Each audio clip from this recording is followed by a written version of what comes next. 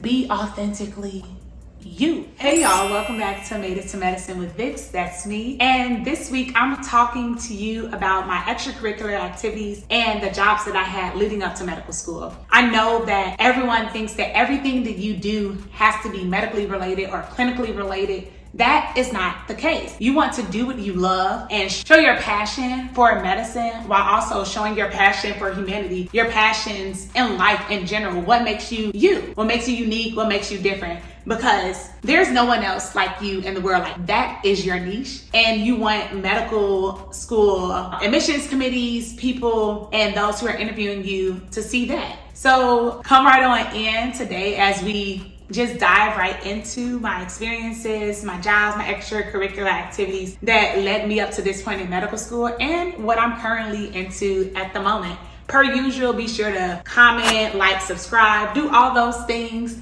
to help me grow as a channel to spread the word far and wide about my non-traditional journey to medical school. So let's get this thing started.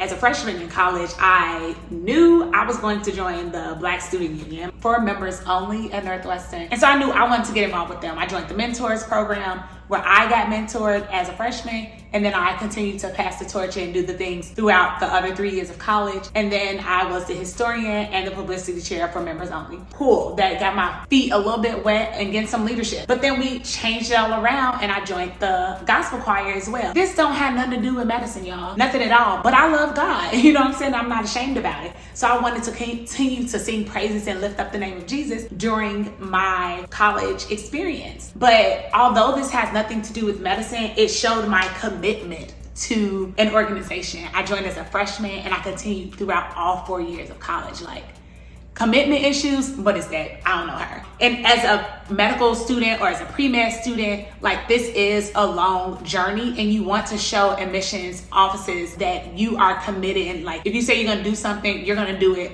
full out, hands down. I also joined a sorority, which Alpha Kappa Sorority Incorporated, which y'all have seen me wear several apparel of, AKA on my channel. But that was just to show like my love for people and giving back community service, because that is what AKA stands by, service to all mankind. So I was over programming, organizing our scholarship ball, and then doing community service events. We worked with community service, programming, and just being involved in not just the Northwestern community, but the greater Evanston community as well. And I thought that was pretty dope. I was also on the dance team. So like in college, y'all, those leadership roles that I had, they didn't have nothing to do with medicine. But I wanted to show that not only was I committed or dedicated to something, but I also want to do things that I like, because it's not about just padding your application, because they can see if you're doing this to say like, oh my gosh, I'm the ideal applicant. I'm amazing. I do all these things, like pick me, choose me, love me. Grey's Anatomy reference, of course, that's my show. They can see through your crap. So you want to just be authentically you. And ain't nothing wrong with being you, right? Because you got here, you got this far by being yourself, so why not continue to do that? Right? And then the last thing in college that I did was, the thing that was medically related, I got a job. I shadowed starting freshman year with general surgery and internists, which were my college besties' parents. And then I shadowed some more through the next internship program at Northwestern, because we had like a lot of resources since we are a research institution. And then I did research throughout my department because I was in the School of Communications, and I like worked as a research assistant. So those are the things to show like I'm interested in figuring out, like thinking critically in a scientific realm or a thought process or idea. So that was to show the schools like, look, I don't just do things that I like to do, but I do things that y'all know I'm supposed to do too, which is like my commitment to medicine. All right, so now let's talk jobs. As I mentioned briefly, I was a research coordinator, I was a research assistant, and these were all things at Northwestern. So tap into the resources that your school has or things within the community that the school that you're attending is in, what they have, because like you're not the only pre-med student there. And if your friends don't know what's going on, go to your local pre-med health advisor or even your college advisor, because they are there to help you use them. I was a research assistant within the School of Communication, where I worked with older adults in a memory lab. And then for my other research position, it was like more clerical research, where I would go to meetings, attend, listen, see how things are run, all the logistical things. But I also got to see what the actual research coordinator was, and my boss, she went to medical school the year after working over me. So like these are stepping stone positions that people get into so that they can gain like clinical experience, but then knowing how to do the data on the backhand side. Because if you want to go to a research institution, these are things that you're going to need. When I left to go to Drexel for my first post-bac program in Philadelphia, I worked as a medical scribe. And when I say that was hands down almost the best job that I could have gotten, like fresh out of college, like real-time job, because I got to work directly with the physician. She's dictating the note to me. I'm writing it down, so I'm learning medical terminology. I'm building rapport with patients. I'm ensuring the workflow of the day. Like this was like, this is what I really want to do. I want to be around people and to better those within my community, to help them have a better health experience, to understand different aspects about their healthcare routine that they, quite frankly, were ignorant prior to coming in. So you just want to like show that level of compassion and the will to learn, but also showing that you're a true team player, because I don't care what position, how high up you become in medicine, it's still a team sport. Like you can't do this without the help of other people. So it's very important to humble myself at all times. And then when I moved back to Chicago after Philadelphia, I worked as a research coordinator at Northwestern, because again, as I told y'all in one of my interview videos, I bleed purple. I bleed purple all the time. Like, cut me now, blood is purple.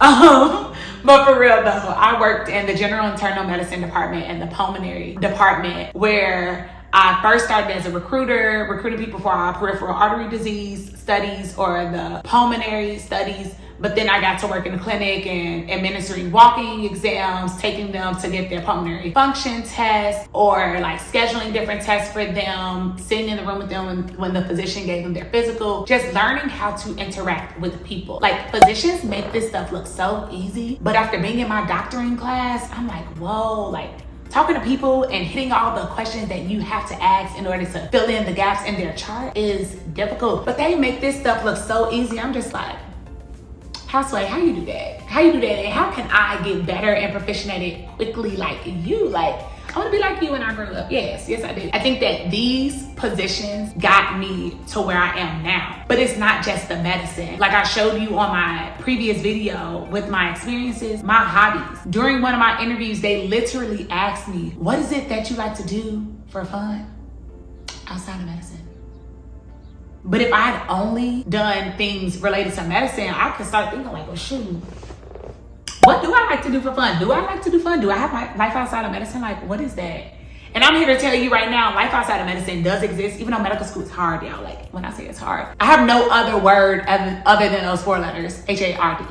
It's hard, but I still gotta find time to tap into me.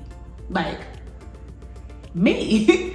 What is it that you like to do outside of medicine? And that is why I joined the gospel choir, why I joined the dance group, why I joined the Black Student Union, why I joined the sorority, because that fed different parts of me that kept me motivated to continue on this journey. Because it shouldn't have taken me, I graduated in 2013 from college and I started medical school in 2021. It shouldn't have taken me 8 years. It should not have. But I lived a lot of life in between then and now that has made me the person that I am today. And I can't say that I regret it or that I'm mad about it, because like God has been good to me, and all of these experiences make it so that like when I had my doctoring review at the end of block 2, my professor literally told me, she said, you have an innate ability to connect with patients, and that is part of your personality. And I can't say that if I'd gone straight from undergrad to medical school, I'd have that innate ability. I think that I learned to be this way from being a medical scribe, from being a clinical research coordinator, from being a research assistant, a research coordinator. Like, I think that I learned a little trinkets of this along the way. So I'm just here to let you know that no matter where you are in this journey, like, don't compare yourself to other people, because you never know what's really about to give you that boost, that upper hand, just that extra like pep in your step, or when you do get to medical school.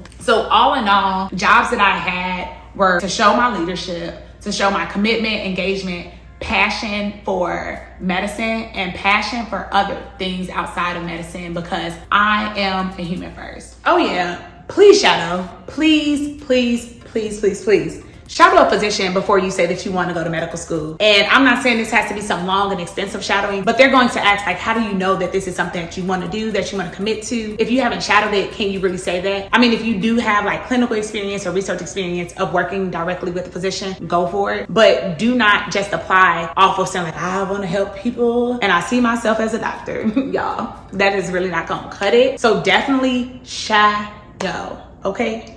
One final thing, do not try to do a whole bunch of different activities just to have 15 on your MCAS application, but make sure that you're truly allotting some time. If you can, stay within a position for at least 6 months, because it shows that you were actually invested in that community, whatever that project is, that program. You can also translate that within like your investment in medicine, your investment in the long journey that is ahead, because even pre-med journey, like you're invested in that, because that crap was not easy at all. I mean, clearly I was a pre-med student for 11 years, so like, trust me, I know. But like for all of my activities, I think the lowest amount of hours that I had was maybe 50. And that was probably because we only met a few times a month, but I still did it for at least a 6-month period to show like I was invested, okay? So yeah.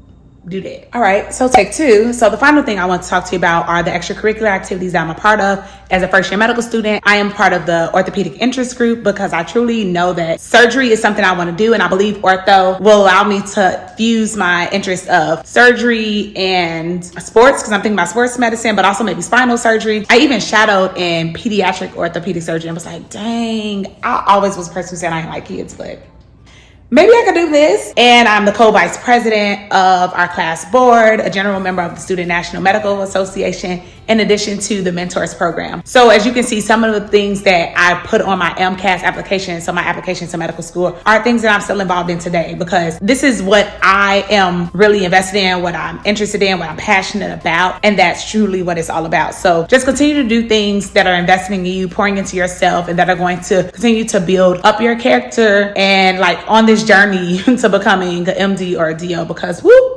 child, it's hard out here. If you have any questions or any comments, concerns, please do write it down in the comment section below, or feel free to hit me up on social media, Instagram at madeittomedicine, or on Gmail, madeittomedicine@gmail.com, or Twitter at medicine_made. That's all I got for y'all today. I'll see y'all next week, where we might have to do a little recap of block 2, because this ain't really what I thought I was signing up for, but we here now. We here now and we move. See y'all next week. Bye.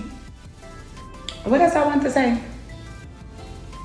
I'll be forgetting. I'll be saying like, I plan out these episodes, these videos, and I'll be like, what am I doing up here? I don't even remember. So yeah, make sure you shadow. Oh yeah.